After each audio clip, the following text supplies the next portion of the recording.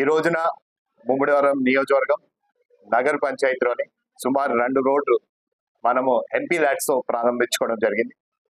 ఈ 2 రోడ్లు కూడా ఎప్పటి నుంచో ఆనాడు మన 2014 నుంచి 19 వరకు స్థానిక ఎమ్మెల్యేగా ఉన్నప్పుడు బుచ్చిబాబు గారు ఆనాడు హామీ ఇవ్వడం, అలాగే ఇక్కడ ఉన్న స్థానికంగా ప్రజలు పడుతున్న ఈ రోడ్లు వల్ల పడుతున్న ఇబ్బందుల వల్ల ఆయన మళ్ళీ మేమంతా కూడా 2024 అధికారంలోకి వచ్చినప్పుడు ఆయన మాకు తెలియపరుస్తూ ఇలాగ సుమారు చాలా రోడ్లు ఉన్నాయి.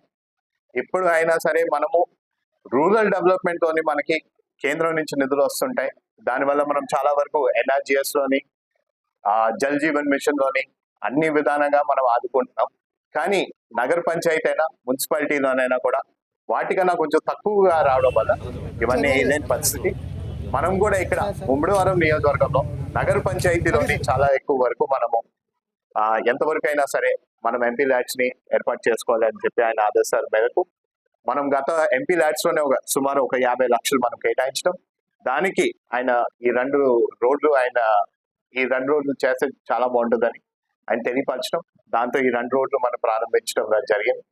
ఈ రోజు ఆ 2 రోడ్లు కూడా చూస్తే చాలా అద్భుతంగా అన్ని కూడా ఏ విధంగా ఎక్కడ కూడా ఏమి తప్పులు లేకుండా, లేకపోతే ఇది ఒక 10 సంవత్సరాల వరకు ఎక్కడా కూడా ఈ సిసి రోడ్స్ ఎటువంటి డ్యామేజ్ రాకుండా కట్టిన కాంట్రాక్టర్ కూడా ప్రత్యేక ధన్యవాదాలు తెలియపరచుకుంటూ, అలాగే ఈ రోజున మనం నగర పంచాయతీలో సుపరిపాలన తొలి అడుగు కార్యక్రమాన్ని కూడా ఈ రోజు మనం జరుపుకోవడం జరిగింది. ఇంటింటికి వెళ్తూ ప్రతి ఇంటికి కూడా మనం ఈ ఒక సంవత్సరంలోని మనం చేసిన అభివృద్ధి, సంక్షేమం ఇవన్నిటినీ కూడా నేరుగా ప్రజల దగ్గరికి ప్రతి ఇంటికి తీసుకెళ్లి వాళ్ళతో మాట్లాడడం జరిగింది. వాళ్ళ నుంచి కూడా మేము అందరం అడగడం జరుగుతుంది, ఏ విధంగా మా ఈ సంవత్సరం పరిపాలన మీకు ఎలా కనిపిస్తుందని. అందరూ కూడా చాలా బాగుందని కూడా వాళ్ళు తెలియపరుస్తున్నారు.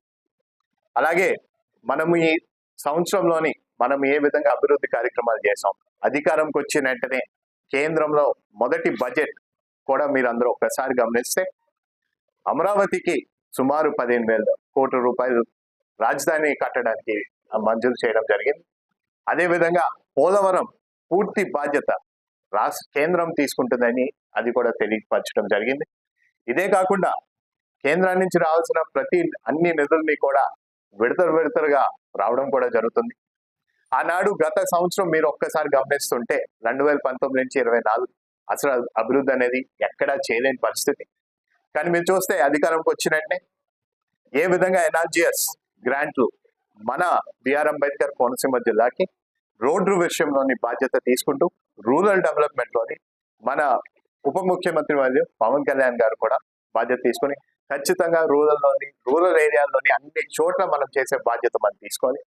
ఇదే కాకుండా జల్ జీవన్ లోని చాలా వరకు అప్పులు చేసిన గత గవర్నమెంట్ ని దాన్ని కూడా ముఖ్యమంత్రి వాళ్ళు నారా చంద్రబాబు నాయుడు గారు అనేక సార్లు కేంద్రంతో మాట్లాడుతూ లేదు మనకి దాన్ని మంజూరు చేయాలి, ఎందుకంటే 70% వరకు చేయాలని ఆనాడు కేంద్రం విధిస్తే లేదు ఈ పూర్తిగా 100% అవ్వాలని కూడా ఆయన తెలియపరచడం జరిగింది. వీటిని కూడా బాధ్యత తీసుకుంటూ అన్నిటినీ త్వరలోనే పూర్తి చేస్తామని కూడా ప్రజలందరూ తెలియజేసుకుంటూ, అదే విధంగా మనం అధికారంకి వచ్చే ముందు సూపర్ 6 ప్రోగ్రామ్ కూడా తెలియపరచడం జరిగింది. అందులోని మేము తెలియపరిచాం 3,000 రూపాయల నుంచి 4,000 చేస్తామనే పెన్షన్ ని, అది కూడా అధికారంకి వచ్చిన వెంటనే 4,000 రూపాయలు పెన్షన్ చేయడం జరిగింది. అదే కాకుండా వికలాంగులకి వాళ్ళ సదరం సర్టిఫికేట్ ప్రకారం వాళ్ళు కానీ సుమారు 100% డిసేబిలిటీ అంటే బెడ్ మీద నుంచి అసలు లేవలేని పరిస్థితి ఉంటే వాళ్ళకి సుమారు 15,000 రూపాయలు పెన్షన్ ఇవ్వడం జరుగుతుంది. ఇదే కాకుండా మనము ఆనాడు ఇచ్చిన మహిళలకి ఒక పెద్ద పీఠం వేసాం. అందులోని సుమారు తల్లికి వందనం, ఇంట్లో వాళ్ళు ఎంతమంది పిల్లలు చదువుకుంటే 1వ తరగతి నుంచి 10వ ఇంటర్మీడియట్ వరకు వాళ్ళందరికీ కూడా ఎంతమంది ఉన్నా సరే వాళ్ళందరికీ కూడా 15,000 వేస్తామని కూడా ఆనాడు హామీ ఇచ్చాం. అధికారంకి వచ్చిన తర్వాత కూడా మాట తప్పలే, మడం తిప్పలే. ఆనాడు మాట ఇచ్చాం, ఎంతమంది ఉన్నా సరే చదువుకుంటారంటే వాళ్ళందరికీ వేస్తా ఉన్నాం. రాష్ట్రం మొత్తం కూడా ఎంతమంది పిల్లలు చదువుకుంటారో వాళ్ళందరికీ కూడా డబ్బులు వేయడం జరిగింది. ఇవే కాకుండా రేపు రాబోయే ఆగస్టు కల్లా మళ్ళీ 2 సంక్షేమ పథకాలు ప్రారంభించడం జరుగుతుంది. ఒకటేమో మహిళలకి ఉచిత బస్ సర్వీస్, రెండోది మన అన్నదాత సుఖీభవ రైతులకి మనము 20,000 రూపాయలు ఇస్తామని కూడా హామీ ఇచ్చాం. వీటిని కూడా రేపు ఆగస్టు నెల లోపల మనం ఇవి కూడా ప్రారంభిస్తామని కూడా వాళ్ళందరికీ తెలియజేస్తున్నాం. అలాగే మేము ఇంటింటికి వెళ్తున్నప్పుడు ప్రజలు కూడా మమ్మల్ని మేమందరినీ వెళ్ళి మాట్లాడినప్పుడు వాళ్ళు కూడా మీ పరిపాలన అద్భుతంగా ఉంది, ఏనాడు కూడా మీరు అన్ని కూడా పెన్షన్లు వస్తున్నాయి, గ్యాస్ బండి డబ్బులు పడ్డాయి, లేకపోతే ఇంట్లో పెద్దవాళ్ళు ఇంకా ఎవరు ఉంటే వాళ్ళకి పెన్షన్ పడుతుంది అన్నారు, ఇంట్లో చదువుకున్న పిల్లలందరికీ కూడా వస్తుందని కూడా తెలియపరిచారు. అలాగే వాళ్ళు కూడా ఈ కూటమి ప్రభుత్వం జనసేన, టీడీపీ, బీజేపీ ముగ్గురు కలిసి అభివృద్ధి సంక్షేమాన్ని చాలా అద్భుతంగా ముందుకు తీసుకెళ్తున్నారని చెప్పి ప్రజలు కూడా తెలియపరుస్తున్నారు. దానికి కూడా అందరికీ కూడా ప్రత్యేక ధన్యవాదాలు తెలుపుకుంటూ, ఇదే విధంగా ఈ మొదటి సంవత్సరం మనం చేసుకున్నాం. ఖచ్చితంగా రెండో సంవత్సరాలు అన్ని ఇంకా ఉన్న 4 సంవత్సరాలు కూడా ఇదే విధంగా ఇక్కడ ఉన్న అభివృద్ధి సంక్షేమం అన్నింటినీ కూడా ముందుకు తీసుకెళ్తామని కూడా ఈ సభ ముఖ్యంగా తెలియజేసుకుంటూ సెలవు.